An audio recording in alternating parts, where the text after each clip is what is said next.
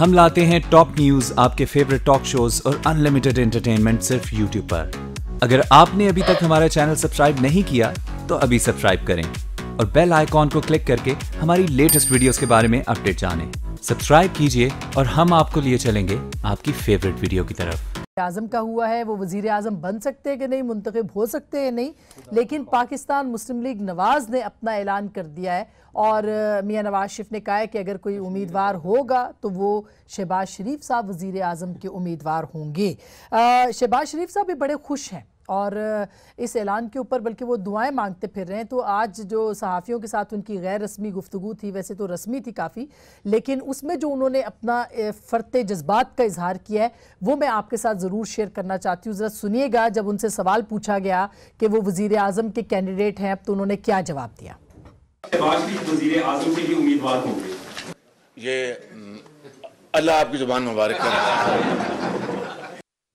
अल्लाह आपकी ज़ुबान मुबारक करे। यानी ये वो ख़बर थी जिसका पता नहीं कितने बरसों से उनको इंतज़ार था, लेकिन अब उनकी ज़ुबान पे ये आ ही गया कि अल्लाह आपकी ज़ुबान मुबारक करे। यानी अभी भी अगर कोई शक है तो आपकी दुआ से वो दूर हो जाना चाहिए। बहरहाल मियां नवाज शरीफ ने ये फैसला क्यों किया, खुशी में किया, जबर में किया, या कोई ऐसी डील हो गई है, कोई ऐसा एनआरओ हो गया है कि जिसकी बुनियाद के ऊपर इससे पहले जो बातें होती रही वो ये थी कि मियां नवाज शरीफ को ये फैसला करना है कि वो सियासत से दस्तबरदार होकर साइड पे बैठ जाएं, यानी साइड पे हो जाए, और जो हुकूमत का कार्य हुकूमत होगा या इख्तदार होगा या जो पार्टी होगी वो पार्टी शहबाज शरीफ साहब के हवाले कर दें। और ये बहुत सारी जगहों पर ये तबसरे तज्जिए होते रहे, ये खबरें आती रहीं। मियाँ साहब डटे रहे, बार बार लंदन जाया जाता रहा, उनको मनाया जाता रहा, लेकिन वो नहीं माने। बिलाखिर वो मान गए और उन्होंने इस बात का ऐलान भी कर दिया और ये भी कहा कि गुज़िश्ता इंतखाब भी जो जीता उसमें शहबाज शरीफ साहब की जो कारकर्दगी है वो बहुत ही एक अहम उसने कारकर्दगी ने काम दिखाया था। अब देखना ये है कि अगर ये एनआरओ हुआ है तो किस हद तक हुआ है, ये एनआरओ हुआ है तो किस हद तक काबिल कबूल है। कहीं इमरान खान साहब ये कहते हैं कि उनको खेलने के लिए कोई चाहिए था, इसलिए शहबाज शरीफ हैं और उनको आना है। कहीं वो ये कहते हैं कि हम हुदैबिया के ऊपर दोबारा से जा रहे हैं और अपील कर रहे हैं इस मामले के ऊपर, और शेख रशीद साहब ने भी यही बात की है। और दूसरी तरफ जो है वो हुदैबिया के मामले से निकलकर शहबाज शरीफ साहब की जो बॉडी लैंग्वेज है वो और ज्यादा कॉन्फिडेंट हो गई है। बहरहाल आने वाले दिनों में क्या होता है, इंतखाबात का क्या नतीजा निकलेगा, इंतखाबात होंगे किस तरह से होंगे, ये तो हम देखेंगे भी और अपने तज्जिया निगारों से पूछेंगे भी। और दूसरी तरफ 31 दिसंबर करीब है, शहबाज शरीफ साहब के इस्तीफे का दबाव है, तारिक कादरी साहब ऑल पार्टीज कॉन्फ्रेंस बुला रहे हैं और अगर नहीं होता इस्तीफा तो 31 जनवरी तक पूरे मुल्क को लॉकडाउन करवाया जाएगा। पीटीआई के साथ राब्ते में मुसलसल है, खान साहब के साथ टेलीफोन पे, और अब पीपल्स पार्टी के साथ भी राब्ते पे हैं, यानी सब जमातें उनके साथ इस वक्त हैं। तो क्या नतीजा उसका निकलेगा, आज के इस प्रोग्राम में हम बात करेंगे। फाटा इस्लाहात का बिल आज भी पास नहीं हो सका, पेश ही नहीं हो सका। नावा मुसलसल इजलास नवा जो था वो इसकी नजर हुआ है, करोड़ों रुपए के लगते हैं असेंबली के इजलास बुलाने को, लेकिन कोरम पूरा नहीं हो सक रहा। हमारे साथ मौजूद हैं शाद भट्टी साहब, मारूफ तज्जिया निगार हैं, सहाफ़ी हैं, बहुत बहुत शुक्रिया। हमारे साथ मौजूद होंगे जनाब ज़ईम कादरी साहब, पाकिस्तान मुस्लिम लीग नवाज का जाना माना नाम है, बहुत बहुत शुक्रिया। फवाद चौधरी साहब हमें थोड़ी देर में ज्वाइन करेंगे, और लास्ट बट नॉट लीस्ट जनाब सरदार नबील गबोल साहब हमें ज्वाइन कर रहे हैं कराची से, जो कि पाकिस्तान पीपल्स पार्टी के बहुत सीनियर रहनुमा भी हैं और गहरी निगाह है इनकी हालात के ऊपर। शाद भट्टी साहब, आपके पास भी खबरें बहुत होती हैं, लेकिन गबोल साहब के पास खबरें ज्यादा होती हैं। आज आप दोनों का मुकाबला है। यानी ये आप क्या कह रही हैं, उधर जाना चाहती है? मैं आपसे पहले उधर जाना चाहती हूं। तो फिर ना इतने लेकिन ज़ईम मेरा है वजीर आला, उससे शुरू करें। ज़ईम कादरी साहब आपके वजीर आला है? हाँ, उससे शुरू करें। ये तो अब देखे ना ज़ईम भाई, ये तो ना होने वाली बातें कर रहे हैं ना ये। अच्छा गबोल साहब, मैं आती हूँ। गबोल साहब, ये जो मियाँ साहब ने फैसला किया है, आपके नजदीक ये फैसला दुरुस्त फैसला है, अच्छा फैसला है, और वजूहात क्या है? देखिए, ये जो फैसला मियाँ साहब ने किया, एक तो दबाव में ये फैसला किया है। ये फैसला पिछले 3 महीने से उनको कहा जा रहा था कि ये फैसला करें, लेकिन वो ये करना नहीं चाह रहे थे, और वो चाह रहे थे कि मरियम नवाज़ को जो है आगे लाना चाहते थे, लेकिन पार्टी की प्रेशर, पार्टी के जो सीनियर लोग हैं उनके प्रेशर से जो है उनको आखिर ये फैसला करना पड़ा। और हुदैबिया केस में जो क्लीन चिट मिला है शहबाज शरीफ को, उसके बाद से एक ये तासुर मिल रहा है कि एक्सेप्टेबल जो होंगे वो शहबाज शरीफ साहब होंगे, और एक्सेप्टेबल के साथ भी जो है पार्टी को चलाने के लिए शहबाज शरीफ ही जो है वो बेस्ट कैंडिडेट हो सकते हैं। माइनस नवाज आपके ख्याल में हो गया ना? माइनस नवाज हो गया, हाँ, माइनस नवाज हो गया, माइनस अल्ताफ हो गया, माइनस आपके शो में आपको याद होगा सबसे पहले मैंने कहा था कि बैट्समैन भी जाएगा बॉलर भी जाएगा। आपको बात समझ नहीं आई, लेकिन अब मेरे को लगता है समझ आ गई होगी। तो मैं ये कह रहा हूँ कि देखें, नवाज शरीफ तो ऐसे ऐलान कर रहे हैं जैसे नवाज शरीफ को पक्का यकीन है मुस्लिम लीग नून कामयाब होगी, और अगला वजीर आजम वो कह रहे हैं कि वो शहबाज शरीफ होंगे। उन्होंने ये नहीं कहा कि मुस्लिम लीग नून के कैंडिडेट होंगे, वो कह रहे हैं अगला वजीर आजम जो है वो शहबाज शरीफ होंगे। तो एक तो इनको ये खाम ख्याली है कि मुस्लिम लीग नून जो है 2018 में दोबारा से कामयाब होगी। मैं समझता हूँ कि ये फैसला जो शहबाज शरीफ का किया है, कम से कम मुस्लिम लीग नून को 2 धड़ों में तकसीम होने से बचा लिया। अच्छा। और मैं ज़ईम कादरी को मुबारकबाद देता हूँ कि वो भी इसी सोच के है कि वो चाहते थे शहबाज शरीफ साहब आगे आए, तो उनको मुबारक। बहुत सारे लोग थे, सिर्फ ज़ईम कादरी साहब नहीं थे, बहुत सारे लोग थे। पार्टी को बचा लिया उन्होंने ये फैसला करके। क्यों भट्टी साहब, आप इत्तेफाक करेंगे? माइनस नवाज डील हो गई, मतलब एनआरओ हो गया? नहीं, कोई एनआरओ नहीं हुआ, कोई डील नहीं हुई। नवाज शरीफ माइनस नहीं हुए, नवाज शरीफ पीछे रहेंगे। जाहिर है इंतखाबी सियासत में वो नहीं कर सकते, लेकिन बहरहाल ये फैसला बहुत अच्छा है। इसलिए अच्छा है कि इससे अक्लमंदाना और बेहतर फैसला नहीं हो सकता। तो उसकी वजह पार्टी नहीं टूटेगी। एक दूसरा, शहबाज शरीफ ने डिलीवर किया है। हम ये जितनी बातें करें कि मैं तो इस हक में हूँ मेट्रो के, ऑरेंज में के, मोटरवे के इस हक में, कम से कम आउटपुट पे कुछ खाते हैं। ये लोग तो इनपुट ही खा जाते हैं। एक दूसरी बात यह तरजीहात का मसला है कि साउथ पंजाब और के पहले बुनियादी ज़रूरियात पे होना चाहिए, लेकिन वो डिलीवर क्या। आप निकले कराची एयरपोर्ट से निकले और कराची को देखें शर्म आती है। आप कोयटा एयरपोर्ट से निकलें, कोयटा को देखें, शर्म आती है। 2008 से 2013 तक 800 अरब रुपया कोयटा को मिला है, बलोचिस्तान को मिला है। क्या हाल कर दिया। वहाँ भी नून की हुकूमत। आप नहीं, शहबाज शरीफ वहाँ नहीं थे। नून की मैं सिर्फ शहबाज शरीफ की बात कर रहा हूँ इस वक्त। आप पंजाब में जाएं, लाहौर में जाएं, फैसलाबाद में जाएं, कहीं भी जाएं, कम से कम कोई आपको थोड़ा सा बेहतर तो लगता है कि पाकिस्तान में है, कोई नज़र तो चीज़ें आ रही हैं। तो इस हवाले से डिलीवर करने वाले अच्छा फैसला। लेकिन इसके अलावा क्या आप समझते हैं? आप समझते हैं कि इसके अलावा किसी ज़ईम कादरी साहब को उन्होंने बना देना था वज़ीर आज़म, राना सनाउल्लाह साहब को बना देना था, परवेज़ रशीद साहब को बना देना, मैं उनका नाम ले रहा हूँ जो मेरे फेवरेट है, कि इनको बना देना था? नहीं, इंटरम सेटअप में हो सकता है 5-6 महीने के लिए शायद खान अब्बासी, दोस्त मोहम्मद खोसा या इस तरह के। 35 साल से बिला मुकाबला दोनों भाई मरकज और पंजाब में आ रहे हैं, बिला मुकाबला कांटेदार मुकाबले के बाद 35 साल। और मियां मोहम्मद शहबाज शरीफ नहीं रहना था और उन्हें नहीं आना था। फैसला कोई इसमें नहीं दो राय। और ये भी गलत थ्योरी है कि मरियम साहबा को वजीर आज़म बनाने जा रहे थे। नहीं, ऐसा भी नहीं था। यही बेस्ट फैसला था और यही बेस्ट फैसला उन्होंने किया। और तो आप ये कह रहे हैं कि कोई डील नहीं हुई है, ये वक्त के तकाजे के मुताबिक जो है ये फैसला कर लिया है। वक्त का तकाजा भी नहीं, पार्टी का। कहा ये नहीं जा रहा था कि दबाव था कि भी वजीर आला या वजीर आजम या जो ज्यादा मुफाहमत पसंद है वो होंगे? नहीं। फिर दूसरी बात, ये एक बड़ी गलत सोच है कि शहबाज शरीफ साहब एक अलहदा स्कूल ऑफ थॉट के हैं, नवाज शरीफ साहब अच्छा, वो दोनों एक ही है। नहीं, ये बड़ी प्लानिंग के साथ गुड कप और बैड कप का होता है। वो उनकी वो ड्यूटी होती है, उनकी वो ड्यूटी होती है, वो उनका और बड़ी प्लानिंग के साथ वो बड़े ताबेदार भाई हैं, बड़ी हर मौके पे भाई का साथ दिया उन्होंने। अच्छा। और हाँ, एक और बात भी, एक लास्ट बात ज़ईम साहब की तरफ आप जाएंगे। बात यह है कि आप देखिए ना, 8.5 साल वो 4.5 साल जेल में रहे जवेद हाशमी साहब, जेल में रहे। जब ये सरूर पैलेस में सरूर ले रहे थे तो वो इधर जेलों में धक्के खा रहे थे। लेकिन जब वो उन्होंने पार्टी छोड़ी, कभी जमहूरी पार्टी में ऐसा होता है कि जब उन्होंने पार्टी छोड़ी तो मरियम साहबा ने ट्वीट किया कि बकवास आदमी, बेकार आदमी और एहसान फरामोश आदमी, नंबर 1। नंबर 2, चौधरी निसार के पास अभी वो चिट पड़ी हुई है जिसमें वो एक सेकंड टर्म में नवाज शरीफ साहब कैबिनेट में आए तो उन्होंने कहा कि जो खुशामद करने वाले वजीर हैं उन पर पाबंदी लगा दी जाए, उनको सजाएं दी जाए। तो मियाँ साहब ने कहा यू इंसल्टेड मी। वो चिट अभी भी उनके हाथ की लिखी उनके पास पड़ी है। नंबर 3 असदुर रहमान खड़े होते हैं, 3 मरतबा खड़े होते हैं, तीनों मरतबा बिठा देते हैं। वो कहते हैं कि स्कूल का मैं कोई प्राइमरी स्कूल का हूँ और आज चौधरी निसार की जो पार्टी में स्टैंडिंग है वो क्या बोलने की वजह से। तो और आज मियां साहब ने एक बयान दिया है कि पार्टी में मुखालिफ बयानात अच्छी तरह, भाई ये तो हुस्न है। अच्छा, ये बात इंपॉर्टेंट है वैसे ज़हीम कादी साहब, ये कहने की क्या जरूरत थी कि जो मुखालिफ बयानात हैं उनको वेलकम नहीं किया जाएगा? मतलब उनकी मुराद क्या है? वो जो एक तहरीक चला रहे हैं उनका वो बयानिया जो कि एंटी जुडिशरी है, या इसके अलावा क्यों वो उनको ये कहने की जरूरत पड़ी कि जो मुखालिफ बयानात हैं उनको वेलकम नहीं किया जाएगा?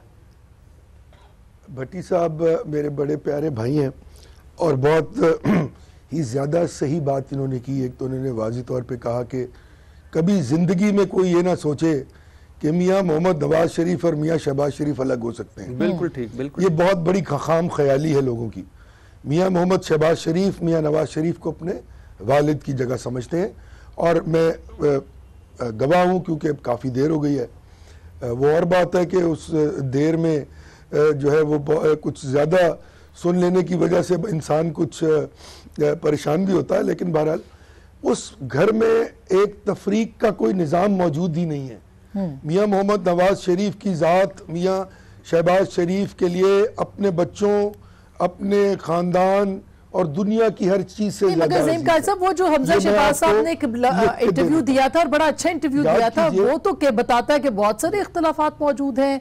ज़ाहिर है सियासी जमातों में उन्होंने कहा हमारे इख्तलाफात हैं, सियासी नजरिए के ऊपर है। सुनिए मैं अर्ज कर रहा हूँ, इख्तलाफ इस तरह होता है कि जब 2 शख्स मियाँ बीवी जिनका लाजिम व मलजूम होता है एक दूसरे के साथ रहना, उनके भी इख्तलाफ हो जाते हैं, लेकिन इख्तलाफात की वजह से दूरी नहीं हो पाती।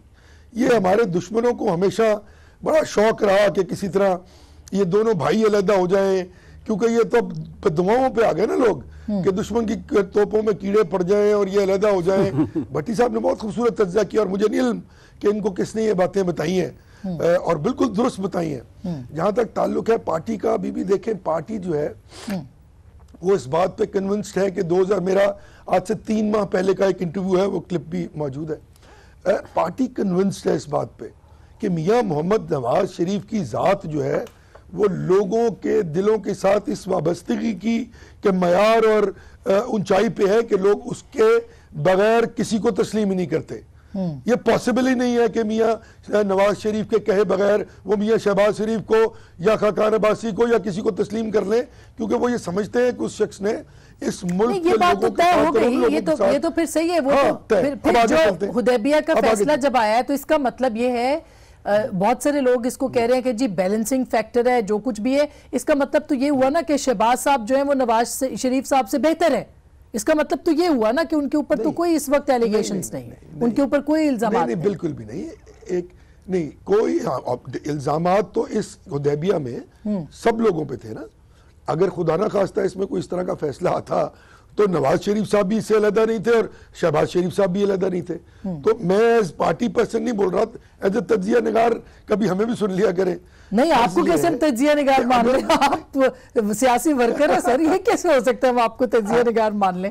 अच्छा जब फवाद चौधरी साहब भी हमारे साथ हैं, इससे पहले आखिरी सवाल आपने किया था। जी आप बात की थी कि वो उन्होंने कहा कि जनाब जो लोग खिलाफ बात कर रहे हैं ये वक्त नहीं है। ऑब्वियसली बात नहीं है, लेकिन मैं इस पे ज्यादा बात इसलिए नहीं करूंगा क्योंकि अब दूसरी तरफ से भी अगर आप चाहती हैं कि मैं फारिग हो जाऊं तो मैं इस पे बात नहीं कर रहा चाहता। पहली तरफ से किधर सर, वो अभी तो हमने आपसे पूछ रहे हैं, हमीदुद्दीन सियालवी साहब ने कल एक और अनाउंसमेंट किया है।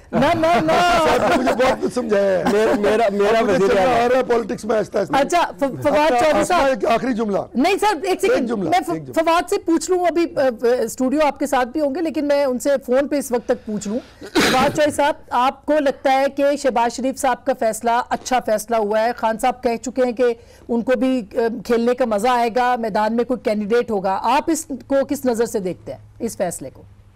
देखिए जाहिर है कि ये तो मुस्लिम लीग नून की जो अपनी अंदर की एक फिक्र है या अपना जो उनका एक ब्रेकअवे है उसको बताता है।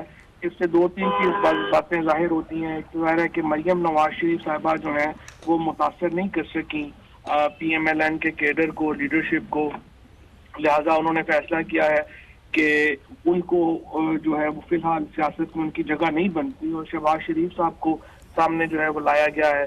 इसके साथ साथ ये भी एक लगता है कि नवाज शरीफ साहब का जो नैरेटिव है वो सरेंडर उन्होंने किया है और उनका अब आगे पॉलिटिक्स में चांस नहीं बनता और इसलिए उन्होंने अपना जो छोटे भाई हैं उनको लॉन्च किया है और जो जुडिशियल की के खिलाफ एक मूवमेंट चलाना चाहते थे उस पर भी उनको पार्टी में हमायत नहीं मिली। हत्ता के साथ रफीक साहब ने भी, आपको मालूम है, जो खुद माशाल्लाह वैसे तो स्टे ऑर्डर के ऊपर ही बैठे हुए 4 साल से, उन्होंने भी कहा है कि इस किस्म का कोई इरादा जो है वो PMLN नहीं रखते।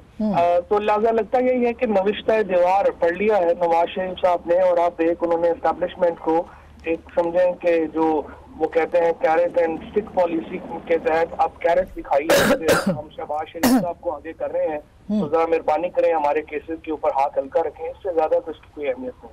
अच्छा, तो इसका मतलब ये कि अब आपको भी अच्छा लगेगा कि शहबाज शरीफ साहब के साथ मुकाबला। एक छोटी सी मैं ब्रेक लेती हूँ, ब्रेक के बाद हम वापस आएंगे। तहरीक अदल ही इंतखाबी मंशूर होगा, मियां नवाज शरीफ ये कह रहे हैं।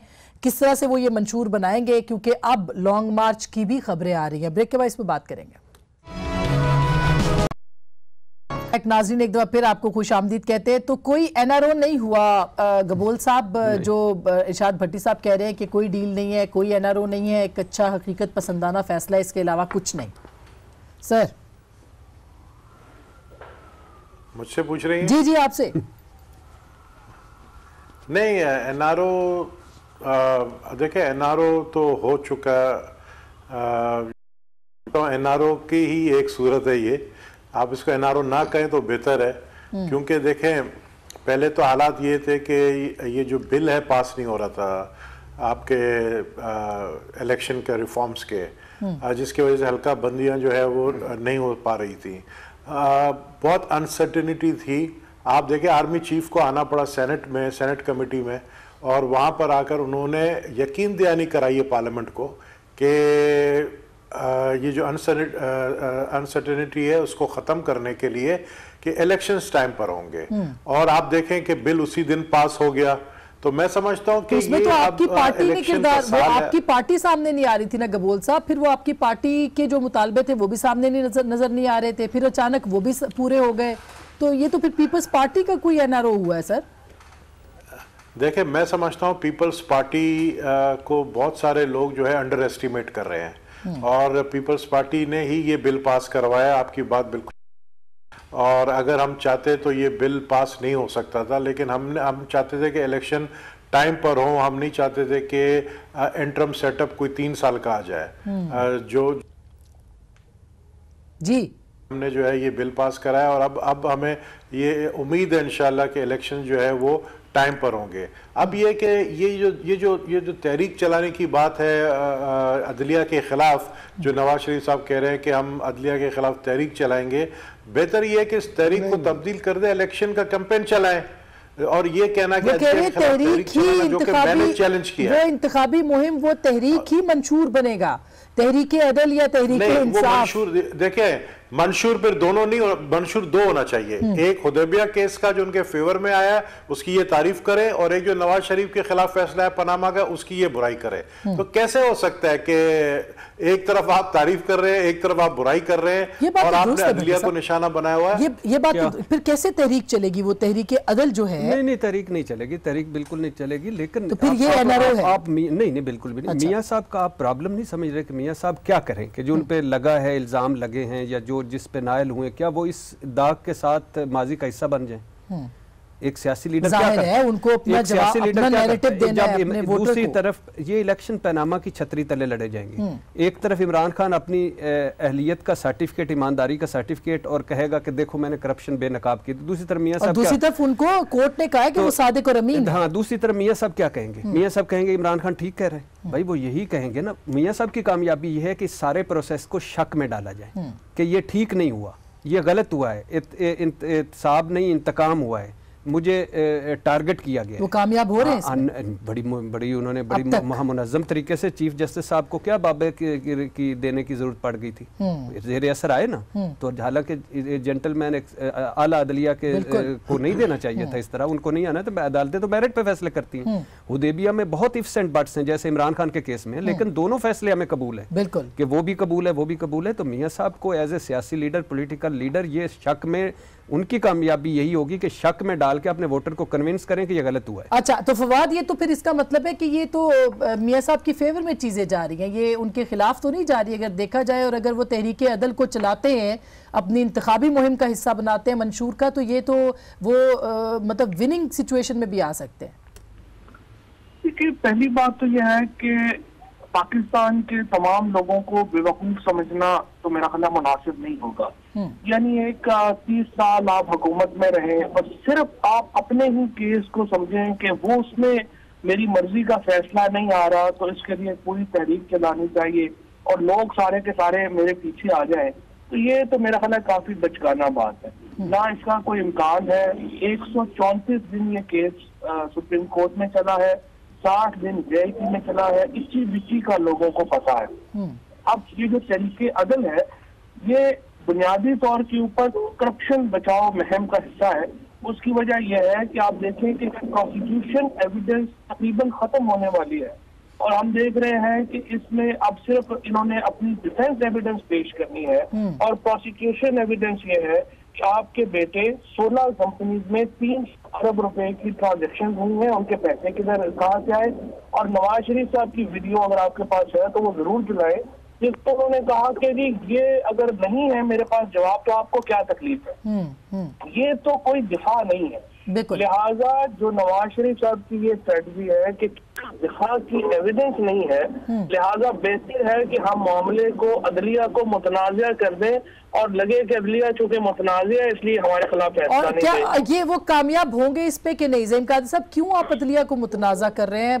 भट्टी साहब ये कह रहे हैं कि मुतनाज़ा हो रही है अदलिया, मतलब चीफ जस्टिस को वजाहत देना पड़ी, तो क्यों एक तरफ आप तहरीक अदल चला रहे हैं, इंतखाबी मुहिम का मंशूर बना रहे हैं, कैसे चलेगा ये काम सर? अगर आप मुझे 2 सेकंड इनायत कर दें तो मुझे ये बताइए कि क्या जस्टिस मुनीर, जस्टिस मौलवी मुश्ताक, जस्टिस इरशाद हसन खान, ज़ियाउल हक को इंडेमनिटी वाले वो जजेस, उसके बाद जनाब इफ्तिखार मोहम्मद चौधरी से मुतनाज़ा नहीं हुए थे फैसले और अदलिया को उन्होंने मुतनाज़ा नहीं किया था उन लोगों ने?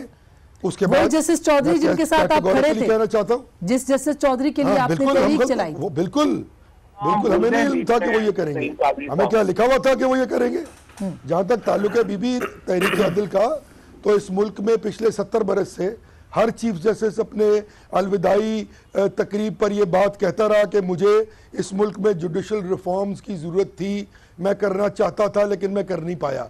कौन नहीं जानता, ये वकील है मेरे भाई फवाद चौधरी साहब, क्या नहीं जानते कि जो लोग ये कहते हैं कि वकील ना करो जज कर लो छोटी अदालतों में, वो क्या हो रहा होता है?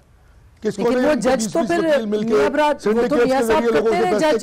वो टैप तो मौजूद है ना सर, वो टैप तो मौजूद है। वो जो जस्टिस कुयूम वाली बीबी के खिलाफ वो ठीक था, वो भी गलत था ना। तो जस्टिस कुयूम ने क्यों सुनी वो बात?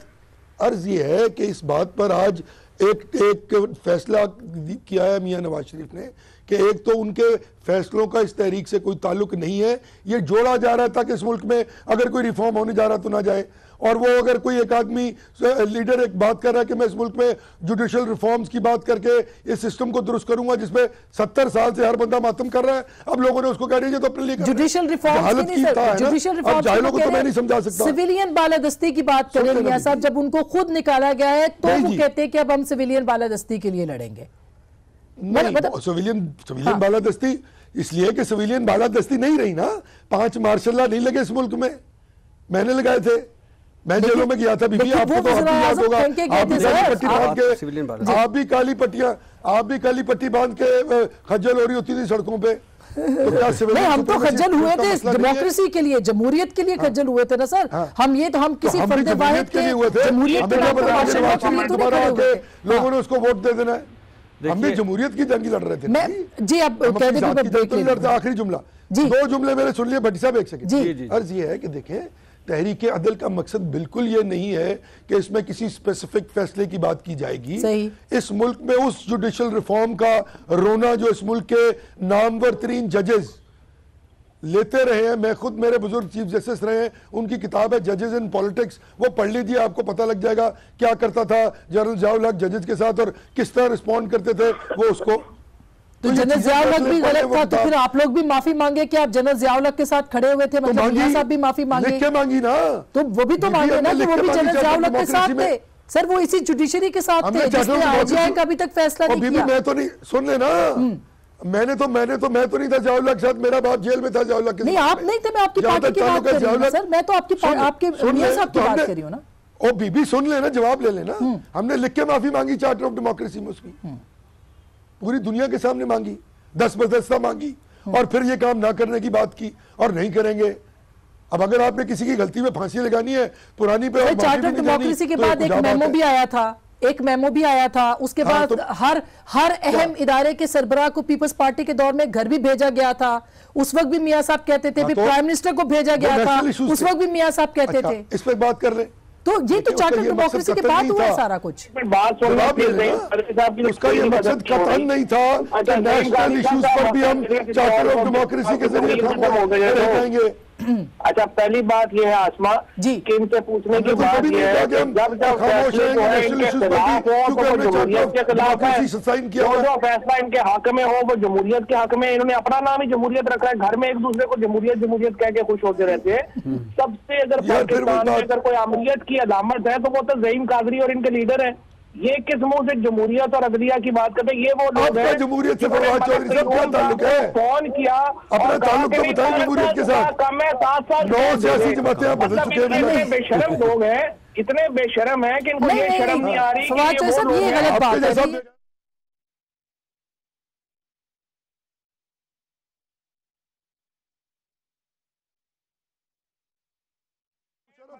मैं करता हूं। अच्छा मैं ब्रेक ले लेती हूं। बात कर रहा तू बैठ के फोन किया और कहा कि 5 साल ना सुनता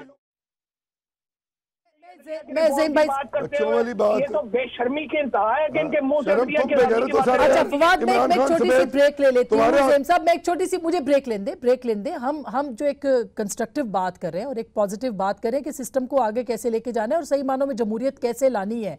जाहिर है उसके लिए डिबेट भी जरूरी है, लेकिन कुछ और भी अहम सवालात मौजूद हैं, वो हम ब्रेक के बाद बात करेंगे। हमारे साथ रहेगा। वेलकम बैक नाजरीन, एक बार फिर आपको खुश आमदीद कहते हैं। और ब्रेक से पहले ज़ाहिर है कि बात हो रही थी कि जमहूरियत और इंतखाबात की अब तैयारी है। आज भी इमरान खान साहब ने कहा है कि पहले इंतखाब करा दें तो ये सिस्टम भी बच जाएगा और सियासी अफरा तफरी भी ख़त्म हो जाएगी। गबोल साहब, एक तो इलेक्शन ज़ाहिर है कि अब आपने भी कहा आर्मी चीफ के आने से तो ये हो गया कि इलेक्शन होंगे, कोई टेक्नोक्रेटिक सिस्टम नहीं आ रहा, कोई और सिस्टम नहीं आ रहा।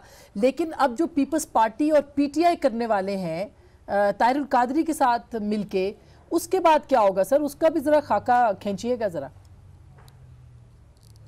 हाँ, ये एक इशू है जो इस वक्त बहुत सेंसिटिव इशू है। मैं समझता हूँ कि शहबाज शरीफ साहब को जो है राना सनाउल्लाह की कुर्बानी देनी पड़ेगी, क्योंकि वो भी नहीं चाहते हैं, शहबाज शरीफ भी नहीं चाहते कि पंजाब के अंदर फिर से धरना शुरू हो जाए। और इस दफ़ा जो धरना होगा वो बहुत बड़ा धरना होगा लाहौर में, जिसमें सारे पॉलिटिकल पार्टीज होंगे, पीपल्स पार्टी भी होगी, PTI भी होगी। तो मैं समझता हूँ कि वो अफोर्ड नहीं कर पाएंगे। तो इस वक्त शहबाज शरीफ साहब एक डील करें, बात करें, और वो जिनके साथ बातचीत उनकी चल रही है उसमें जो है वो उनको कुर्बानी जो है वो देनी पड़ेगी राना सनाउल्लाह की। अदरवाइज़ मुझे नज़र आ रहा है कि 31 के बाद फिर हो सकता है कि शहबाज शरीफ साहब जो है उनको भी स्टेप डाउन करना पड़े। और वो देखिए, अगर शहबाज शरीफ स्टेप डाउन होंगे भी तो वो इलेक्शन कैंपेन आगे 2018 की चला, वो चाहते हैं कि मतलब पार्टी की सदारत संभालें और पूरे पाकिस्तान का दौरा करें। तो ये चीज़ इनके फेवर में जाती है। वो जिद करके ना बैठे हैं नवाज शरीफ की तरह, क्योंकि नवाज शरीफ को भी उस वक्त यही एडवाइस दिया गया था कि आप जो है रिज़ाइन करें और JIT का जब रिपोर्ट आएगा उसके बाद जो भी रिपोर्ट आएगा उस पर अमल करें। लेकिन नवाज शरीफ साहब ने जिद करके जो है वो बैठे रहे। शहबाज शरीफ मैं समझता हूँ सेंसिबल है और मुझे लगता है कि वो रिज़ाइन कर जाएंगे, और सिर्फ इसलिए रिज़ाइन करेंगे क्योंकि उसके फ़ायदे में है। यानी शहबाज शरीफ आपको लगता है कि वो मुस्ताफी हो जाएंगे? ये अच्छा, ये तो बड़ी खबर है। यानी अगर आप कह रहे हैं कि आपको लगता है ये बात ऐसा हो सकता है, लेकिन उनके मफाद में है ना, वो उनके मफाद में है। ठीक, क्योंकि देखें उनको इलेक्शन कैंपेन पूरे पाकिस्तान में चलाना है एज पाकिस्तान मुस्लिम लीग के हेड के। ठीक, अच्छा, ये फवाद, ये बात जो बात हुई है, कल बलीगुर रहमान साहब हमारे शो पे थे और उन्होंने ये बात कही कि इलेक्शन ईयर में हम आ चुके हैं, अगर किसी वक्त भी हम इलेक्शन अनाउंस कर देंगे तो ये कोई अर्ली इलेक्शन नहीं होगा, ये पूरी मुद्दत होगी इस असेंबली की। तो आप ये समझते हैं कि शहबाज शरीफ साहब इस्तीफा दे के इलेक्शन की तरफ जाएंगे, आप लोग मजबूर कर देंगे, और क्या पीपल्स पार्टी के साथ पीटीआई मिलके कोई धरना कादरी साहब के साथ देगी, सियासी कजन सारे इकट्ठे होंगे कि नहीं होंगे? आप देखिए, जो डॉक्टर तारिक कादरी का मॉडल टाउन का मामला है, ये तो ह्यूमैनिटेरियन इशू है। इसमें तो पीपल्स पार्टी हो या कोई भी और पार्टी हो, आप अवामी तहरीक के साथ हो ना साथ हो, लेकिन एक जिस तरीके का वहाँ पर उसके ऊपर तो हर जी शऊर जो शहरी है उसका काम है कि वो सामने आए और अपना किरदार अदा करे। तो इस मामले के ऊपर हमने डॉक्टर तारिक कादरी से, इमरान खान साहब की परसों भी बात हुई है, और तारिक कादरी साहब से अभी जहांगीर तरीन साहब वापस आएंगे तो फिर एक दोबारा मुलाकात भी होगी और फिर देखेंगे कि उनकी अपनी हिकमत अमली है क्या, और जो भी उनकी हिकमत अमली होगी हम उसमें जो मदद कर सकते हैं हम यकीनन करेंगे। अच्छा, और कादरी साहब, आपको क्या लगता है कि शहबाज शरीफ साहब इस्तीफा दे सकते हैं इस तरह की सिचुएशन, अगर प्रेशर बढ़ता है और उनके मॉल रोड सारी और पूरा पंजाब कम अज कम ब्लॉक होता है, तो आपको लगता है वो इस्तीफा दे सकते हैं, इलेक्शन की तरफ जा सकते हैं? देखिए, एक तो पीटीआई का जहांगीर तरीन का इंतज़ार करना इसलिए ज़रूरी है तारिक कादरी को मिलने के लिए क्योंकि पैसे सारे जहांगीर तरीन साहब के ही लग रहे हैं अभी भी, और आगे भी उन्हीं के लगेंगे। जहाँ तक ताल्लुक़ है इस धरने का, तो नुश्ता दीवार है सबके लिए कि पंजाब समेत पूरे पाकिस्तान में PMLN को गिराने का एक ही तरीका कि मिल जाएँ, तो मिलने की राह हमवार पीपल्स पार्टी भी कर रही है, जरदारी साहब भी खेल खेल रहे हैं, और पीटीआई भी कर रही है कि किसी तरह थ्रू तारिक कादरी हम जरदारी साहब के साथ मिल जाएं और इनको गिरा लें, उसके बाद फिर हम इलेक्शन में कामयाबी हासिल कर लेंगे। ये बहरहाल इनकी ख्वाहिश है, ख्वाहिश को खबर बनाना इनकी आदत है। सर, सियालवी साहब ने भी कह दिए कुछ और इस्तीफों के, हमारा वर्कर तैयार रहे कुछ और इस्तीफों के लिए। सर, सियालवी साहब से तो आपकी बातचीत होती रहती है, सियालवी साहब से तो आपकी बातचीत होती रहती है। हमारा वर्कर ज्यादा जो है वो एक्टिवेट होगा और लोग ज्यादा ताकत के साथ इंशाल्लाह ताला 2018 में PMLN को वोट देंगे और साबित करेंगे कि पिछली दफा तो इनकी फिर 30 सीटें थी, इंशाल्लाह पीटीआई इस दफा 3 सीटों पर महदूद हो जाएगी पंजाब में। नहीं तो वो जो सियालवी साहब कह रहे हैं इस्तीफों का, वो उसके बारे में क्या कहेंगे? आपकी तो बात इस्तीफे सियालवी साहब के, वो सर कह रहे हैं और इस्तीफे भी आ रहे हैं, वो कह रहे हैं इंतजार तो करें 31 दिसंबर का। देख लेंगे ना बीबी, वो तो कहते हैं 20 कह रहे थे, जिन्होंने उनको कहा था 15 भेजेंगे वो नहीं आए 15 ना, वो 3 पे महदूद हो गए। वो तो कहते हैं आप भी इस्तीफा देंगे, आपने कहा कि अगर आप हुक्म करेंगे तो मैं दूंगा। नहीं, मैंने बिल्कुल ये बात नहीं की। किसने कहा आपको ये? अपना इस्तीफा तो मेरा खानवादा सियालवी साहब के खानवादे से बड़ा है। मैं कैटेगोरिकली कहना चाहता हूँ ये बात, और मुझे बड़ा बुरा लगा उनकी ये बात कि उन्होंने उस सारी गुफ्तगू की जो इज्जत और तकरीम में उनकी कर रहा था, उसकी वीडियो टेप बनवाई, दैट वाज वेरी रॉन्ग। अच्छा, ये आप इसकी मजम्मत कर रहे हैं, वीडियो ही बनवानी चाहिए। अच्छा, ठीक हो गया। असला एक इनसे ये पूछते ना कि वहाँ पे तो ये राना सनाउल्लाह बेचारे को भी दोबारा मुसलमान करवा के आए थे, आप यहाँ पे आके तो बिल्कुल बदल गए। अच्छा, वो बिल्कुल ऐसी कोई बात नहीं हुई। ये असल में पता नहीं, वो जो वीडियो थी उसमें थी ना ज़ैन साहब, वो कह रहे कि वो राणा साहब आपके पास आ जाएंगे। वो भी आपके सामने साबित हो गया है ना। हाँ, तो वो तो उन्होंने कहा था, मैंने राणा साहब को पैगाम दे दिया। राणा साहब ने बात की कि वहाँ पे जो गुफ्तगू की गई उससे मुझे नाला था कि कट पेस्ट करके चीजों को चलाया गया। अब ये दीनदार लोगों की हरकतें हैं। आपने ये कहा था मैं टीवी पे राना सनाउल्लाह से दोबारा कलमा पढ़वाऊंगा, अब आप भूल गए हैं। वो वीडियो चलाए ना, क्यों नहीं चलाए? नहीं, उन्होंने ये नहीं कहा था, इन्होंने ये कहा था कि आपके सामने आके हाजिर हो जाएंगे। उन्होंने कहा हाजिर हो जाएंगे, हाजिर हो जाएंगे। फवाद चौधरी दोबारा पैदा हो जाना तो फिर भी तू मुझे नहीं गिरा सकता जिंदगी में, सोच ले। तू कितना मर्जी झूठ बोल ले भाई। मेरा मैं बड़ा क्लियर हेडेड आदमी हूँ। अच्छा, चले, मेरे बारे में गुफ्तगू करते रहे, सोच के गुफ्तगू किया करें आप। अच्छा, ऑल पार्टीज 28 दिसंबर को हो रही है। अच्छा, मैं मुश्किल में आ जाएंगे। मुसलमान करवा दिया था। चले, भट्टी साहब आपको क्या कोई ऐसी बात नहीं हुई। आखिरी जुमले की पीटीआई पीपल्स पार्टी जाएंगे। लीडर से झूठ बोलना सीखा है सर। अच्छा, मेरा सवाल भट्टी साहब से है, सुन ले। कोई गुफ्तगू नहीं हुई थी वहाँ। ठीक है, वो कह रहे हैं कि उन्होंने गलत काम किया कि अगर वो रिकॉर्ड किए, वो ऑफ द रिकॉर्ड थी, नहीं होनी चाहिए थी पब्लिक। जी,